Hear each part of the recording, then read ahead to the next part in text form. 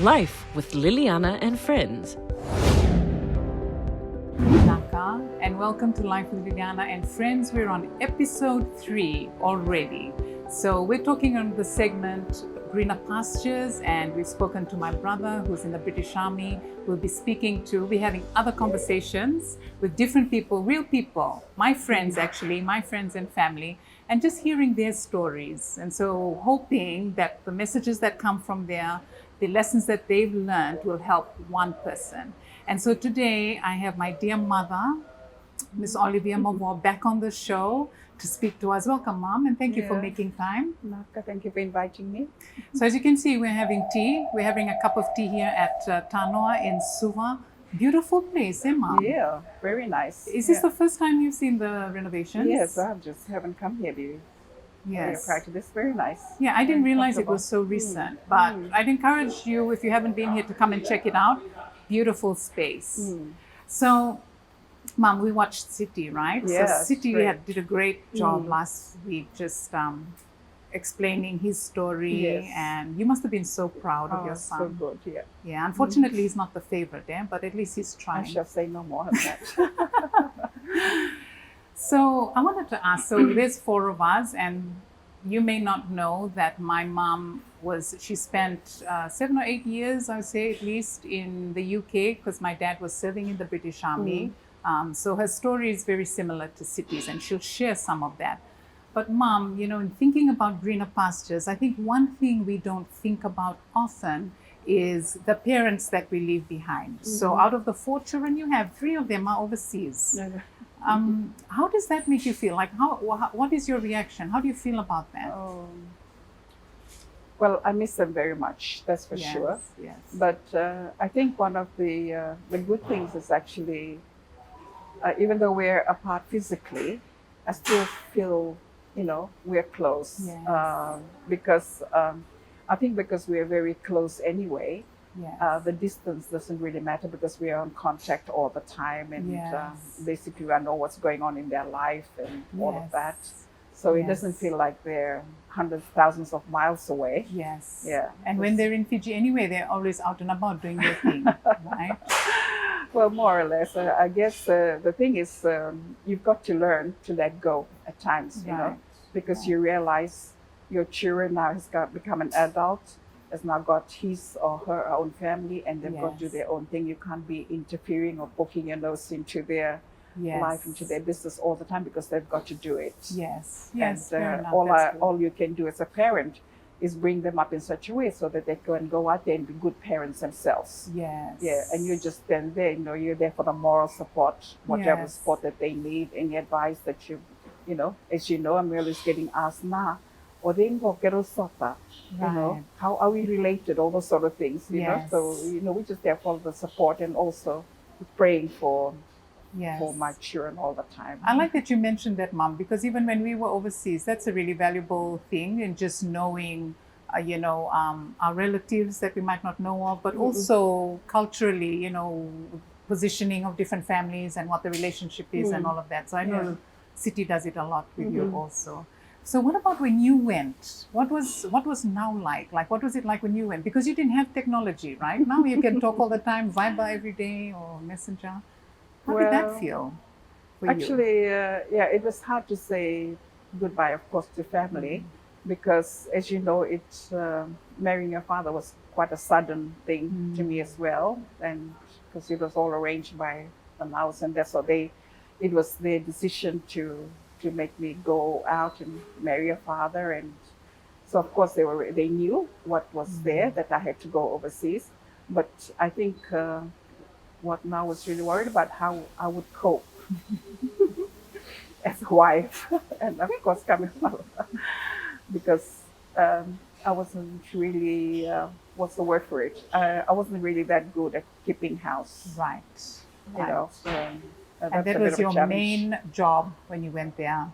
Yes, and that was house. That was a great challenge. Yes. It was so challenging. I tell you, I actually had developed migraine because it was so stressful. And then, being in the army, they're away for months at a time. I wasn't used to it, and you're in a strange country, but thank goodness they were very supportive network Yes. of family, well, you know, the Fijian families there, the very supportive network. Yes. Yes. So, what sort of things did you do to help you cope? I guess it's just being that in a different country and getting to understand what was in that country. Okay. And of course, we had gone straight to Germany. At least Yes. we'll go to England, you understand the language. So going to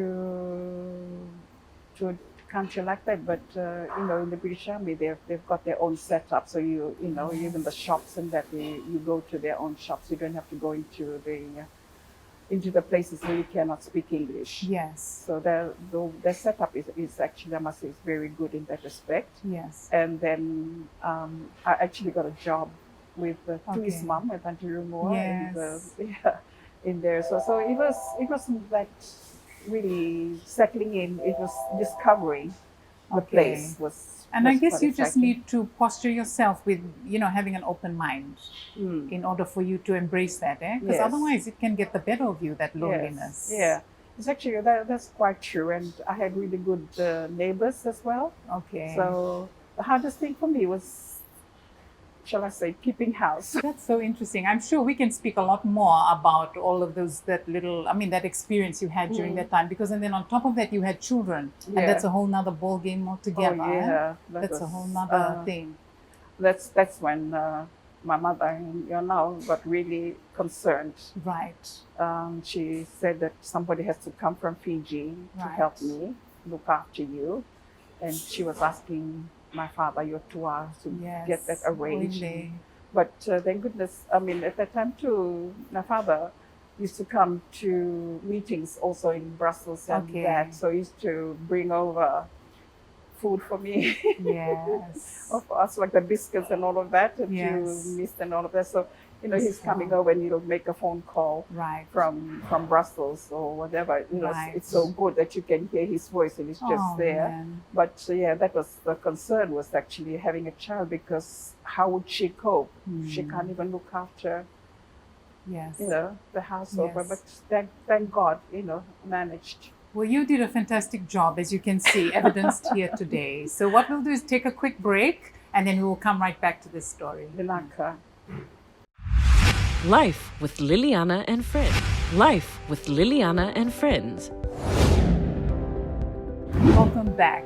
So, Mom told us a very interesting story of how she got overseas and her experience in the beginning. But now we're going to talk about what happened when she came back.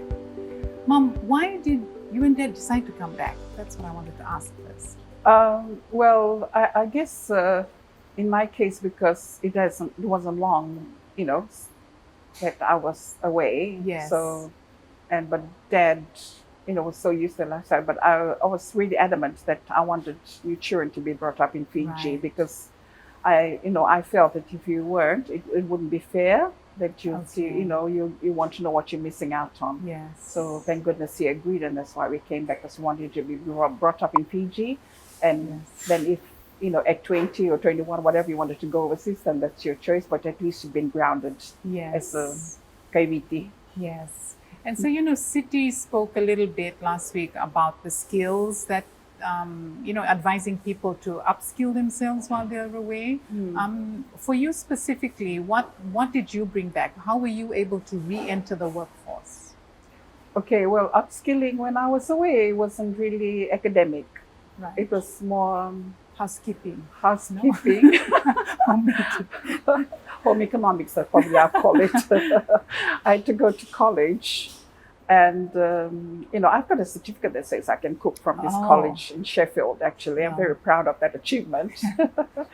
But coming back to Fiji and joining the workforce it wasn't really a problem, because I guess being a Suva born and bred, you knew your way around, and having worked, before getting married and going away, Right. it wasn't too hard to just So get you back had your networks already. absolutely.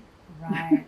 So what area did you go into? Did you pursue that area of cooking that you got your certificate in? What did you go back to first? No, actually, the cooking was just supposed to make me comfortable in the kitchen at home, not to Okay, go out not and make to a go career, outside. not to go and make a career out of it. And also, and I can tell people, like you're doing the wrong thing there. I know what I'm Yes. talking about. I've got a certificate to say that I know it. Yes. But anyway, when I came back, I actually worked first of all in the Ministry of Finance in the budget Okay. section. And it was actually very nice to work with a Scottish gentleman, Mr. Mackenzie. Yes. So I worked for him, and then before I joined the sugar industry, Yes. and after that in tourism. Yes. So Okay. it was good. You know, I feel like back in the day, the power of the networks was a lot stronger in a sense. Like we had our parents, and a lot of us went to school here, and that sort of thing. I'm wondering about today, Mum. Like, if you think of the young British Army wives going over, what advice would you have for them in terms of making use of their time there? Yeah. Well, I think in hindsight, if I had my time all over again, going Yes. there, if somebody had probably, maybe hear a story like this, you go there, make the most of the opportunity. But one of the things that you have to remember is actually you're there also as a wife, that you have to look Right. after the household and the family over there. Yes. But you can work way around it, because I was able to go because you were already in Kinley, and so Right. making the time to go out to college and that. But once you are Yes. able to get out of your responsibility as a mother and as a wife, that would be a great thing if they, just taking advantage of the Yes. opportunities that are there in terms of, particularly in education, because Yes. they've got, everything is there. Yes. And we were fortunate, in fact, that we were in Sheffield, and we live near the university and the college, and that, so it was really Right. great. And you my know, school was close to was that very as well. close as well. Yeah. Tell me about some things that you miss that when you compare it to being back in Fiji. Oh, Because you mentioned education very briefly. yes. But, I guess one of those things I miss, this is typical, isn't it? Going to Marks and Spencer's, going to shopping. Shopping. Yes. Just going into there, and I must say that being in Yorkshire and that, and in Sheffield, I really miss the people there. They were so good. They were very friendly, and that it was good. I enjoyed their company, but I think mostly it was just the convenience of shopping and all those things that you miss, and because you certainly don't miss the weather, Right. Right. and all those things. But yeah, I guess it's a very minimal in terms. I prefer to be back in Fiji, Yes. Okay. even though the opportunities are there and everything's convenient, the shops, no, Yes. it's nothing like the quality of life that we have here. Right. Right. One of the things that, for example, talking to people, they say, "Oh, we drive around in Fiji, we can see the sea." We have to drive 3 or 4 hours just to go and smell the sea and see the sea. Yes. Can't even get in the sea because it's so cold. So cold. Right. Yeah. Even though snow looks nice, but living in the snow and having to, Yes. in the cold nights and all of that, no, Yes. thank you. I'm too much of a Pacific person, so I wrote that. One of the things I noticed with Siti and Julian also, who's in Australia, they involve their children in a lot of extracurricular activities, and you did the same as well. So Yeah. maybe tell us a bit about that and why you decided to do that for Yeah, us. I think because knowing that the limitations that we have in Fiji, Yes. that even if you come back, you won't be able to do any of this. And because Yes. I had a love for the classics as well. Right. I love my classical music. Yes. And then, looking at the opera and all of that. yes. And so that's why I wanted you to go and do ballet, for example. yes. And when you did that and tap dancing, and I was actually on the cards as well, I wanted you to go horse riding and all of that. And, all those opportunities. I went and did shooting, for example, which I Yes. really liked. Oh, is doing. that where you did it? Yeah. Okay. So I was doing shooting there. But those just looking at one of those things that you can partake in over there that's not available here easily. Yes. Yeah. While you're overseas, Yes. yeah? But apart from the education and all that, but there are other activities that you can, your children can participate in. Yeah, that's a great idea. Just Yeah. making the most of it while you're there. Yeah. I think because sometimes we we're not used to it here. Sometimes our mindset is very closed and Yeah. we're kind of just to school and back, Yeah. maybe even just rugby and Yeah. soccer, but there's so much more. Oh yeah, especially the arts, I Right. know my niece that she went and played the violin at the when they were in, Yes. all of those London. things. That's Yes. the arts and all those things. Yes. Yeah. Okay. That means even if your child is the chunkiest one in the ballet class, because Fijian ballerinas are not very common, but that's really useful, Mom. Thank you. We're going to take a quick break and then we'll come back and continue our conversation. Life with Liliana and Friends. Life with Liliana and Friends.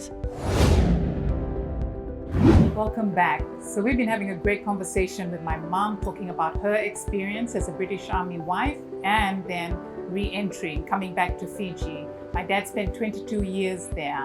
So Mom, you were telling us about when you re-entered and your professional side of things. What about re-entering into the community? How was that? Was there any difference? Was it easy, or what was that like? It wasn't that difficult because I think because I've got a close family unit. Yes. And we were always close. So I guess in terms of community, my community was my family, Yes. the family community. And, with Dad's family as well, because we're all related. So it wasn't too hard to just fit right back in. Yes. And I think one of the things that I really was grateful to coming back was actually the community of going back to church, the church community, because in Right. England and that, you didn't go to church. Right. Yeah, Why so- is that? Oh, well, you just didn't know whether, Which church to go to? Yes. Because I suppose in Fiji we grow up in the church, That's so we right. don't have to think about how to choose a church. Well, the thing is, in Fiji, Sunday is your day of worship. I see. Over I there, see. Saturday is a day for traveling around the country to see people's, Right. make friends and that. Picnic, shopping. Yep, all of that. I see. Yes. So I guess in that way, your sort of your life, your religious life, it's not Christian life is actually not strengthened in that respect. Yeah, that's To come back. interesting. Yes. So just before we go into the last part of this, I know Dad's not here to speak for himself, but your upbringing was quite different, right? So Dad was in Dalidoni, born, went to school there, and then from there he went to Levuka, and then from Levuka's right Right, out. yeah. So his re-entry must have been different. Yeah? Can you just Yes. comment on that? What was it like for him? I think for him, what I could see, it was like a stranger coming back into Fiji, Yes. And but thank goodness the network was there with your Okay. uncles, the family and that, because even though you've been away for so long, as in his case, Yes. it's a big family. Okay, So we're yes. able to fit right back into the big family on his side and also on my side. And then, of course, with your uncles and that, they used to go out and play golf and all the sort of things. So, Yes. and then from there, the network started, you wanted to go and join in and do whatever you wanted to do. So it Yes, was so I remember he, because he was very sporty, right? So Yeah. he played squash. I know he played a bit of hockey. He came and coached our swimming. yeah. So he And got cricket. and cricket, Yeah. of course. Every Lawan plays cricket. Okay, so just the last part I wanted to ask you about, Mom. Can you share some advice to parents who help prepare their children for those opportunities when going away? Because it's a different culture when we go away, Yeah. and so we're without our support network. What sort of things do you think parents can do now to prepare their children for that? Yeah, I think one of the things that I really appreciate is spending time with youth kids is actually taking you to church Right. and instilling the love of God. Okay, Like to me, that's a great investment. that's good. Because Yes. that's the guiding force in whatever you do in life. That Yes. is there with you all the time. Yes. And that leaves you. And I guess that's come back to my case. It was the same thing. You always remember the Lord that loves you. And then Yes. if you sort of sow sparingly into that, you will also reap sparingly. That's good. It's where as opposed to sowing generously, you will reap generously in instilling the love of God in your children, and then that will take them to the next stage of life. Yes. Because even though you can be academically the achievement and all of that. You can be successful in your work and all of that. But I believe without God in your life, all of that can become meaningless. Okay. Because good. that's the guiding force in everything that we do in life. Okay. Good. That's what Ecclesiastes say. All is meaningless. Yeah, that's good. I think that's a fundamental thing that all parents must keep in mind. Yes, because that will take them to the stage of life that they're in. Yes. That will give them the wisdom and the guidance and the protection in whatever they're doing. Wherever you are in the world, it doesn't matter where you are. Yes. That's will cover you, because in some places you can't get anywhere because I haven't got my degree in whatever. Yes. But what you want is something, a relationship with God that will carry you and give you the strength to guide you. Okay, that's wonderful. Yeah. What about socially? Interacting socially. I know church also helps in that way. What are some other things that maybe you did that you found helped us when we moved overseas? Yeah. I think it's very fortunate that I was brought up in when I was bringing, at that time I was exposed to a lot of social areas because of my upbringing and my parents and the social standing, so all of that was there. So I was able to pass it on as well, whereas, where I could teach your children how to interact socially. And as you know, I used to take you out to the hotels and that, so that you can learn how to be socially, and then also going out to you guys used to go out to, especially cities, to go out to play squash in all these places and playing golf and all of that, going to the golf club. That kind of interaction, apart from the church interaction with the youth groups and that. So at all levels. Yes. And I think that's a good combination to keep in mind for all parents. It's just the grounding, your spiritual grounding, I guess regardless of what faith you might be, just having those values, but also preparing our kids socially. Because I even notice here in Fiji, even after university, it's very difficult for a lot of our adults to... Yes, I find that in my management position, that when I interview people and how do they actually social interaction, it's a challenge for them, Whereas I know with your kids, I could take you into a cocktail, you don't know how to say hello to people, how are you, and all of that. But that is actually something that's missing in a lot of the upbringing, is that social interaction, because they go into a situation where there's, not, sort of in a cocktail or something, and they want to know how to interact. Yes. And I've always said that's something that actually needs to be part of, maybe not upbringing, but part of your training. Yes. For you, social interaction is very important, because that's how other people can actually say, oh, well, he or she's okay, but Mom, you know what? We've run out of time already.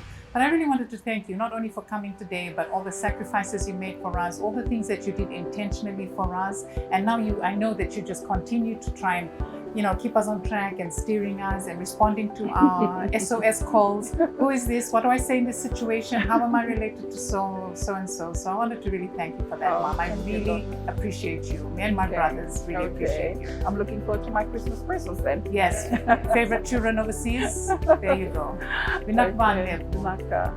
Thank you for joining us this evening. Do not forget, we are back on next week, same time, same place. I will see you then.